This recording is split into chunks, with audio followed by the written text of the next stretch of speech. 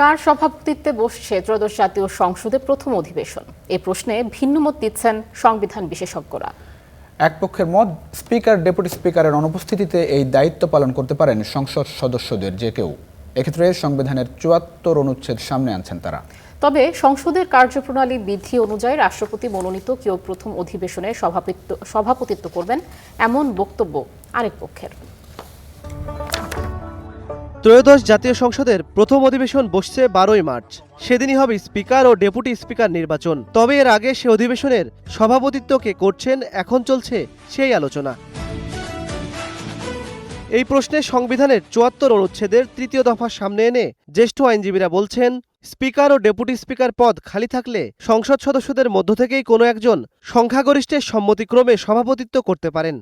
Deputy speaker as the case maybe, একজনের অনুপস্থিতি আরেকজন, তাকেই প্রথম অধিবেশন প্রিসাইড করার নিয়ম, মানে এটি কনভেনশনালি হয়ে এসছে। এখন যেহেতু তাদের কেউই নেই, এই ক্ষেত্রে রুল অফ প্রসিডিউরের ৮ রুল ৮ সাব রুল ২, ৩, ৪ এবং ৫ অনুযায়ী মাননীয় যারা পার্লামেন্ট মেম্বার আছেন তারা এটা বলে দেওয়া আছে যে কীভাবে হবে। তাদের মধ্যে একজনকে স্পিকার নিয়োগ করবেন এবং তিনি প্রিসাইড করবেন। তবে এ নিয়ে ভিন্ন মত রয়েছে। অন্য পক্ষের বক্তব্য, সংবিধানের এই ধারা চলমান সংসদের ক্ষেত্রে প্রযোজ্য হলেও প্রথম অধিবেশনের ক্ষেত্রে প্রযোজ্য নয়।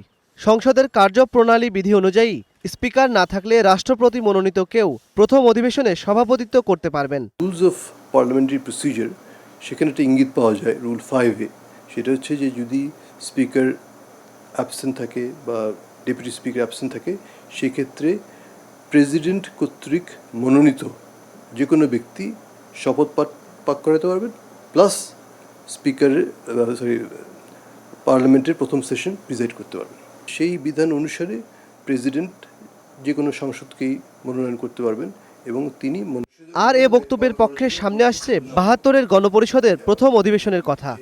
তৎকালীন পরিষদের নেতা শেখ মুজিবুর রহমান, উনি পরিষদের বয়োজ্যেষ্ঠ যিনি সদস্য ছিলেন মাওলানা আব্দুর রশিদ তর্কবাগীশ, ওনাকে মনোনয়ন করেন এবং ওই মনোনয়নের ফলশ্রুতিতে উনি স্পিকারের দায়িত্ব পালন করেন। পরবর্তীতে যখন রেগুলার স্পিকার এবং রেগুলার ডেপুটি স্পিকার নির্বাচন হয়ে যায়, তখন উনি সাথে সাথে ওনার আসন ত্যাগ করেন।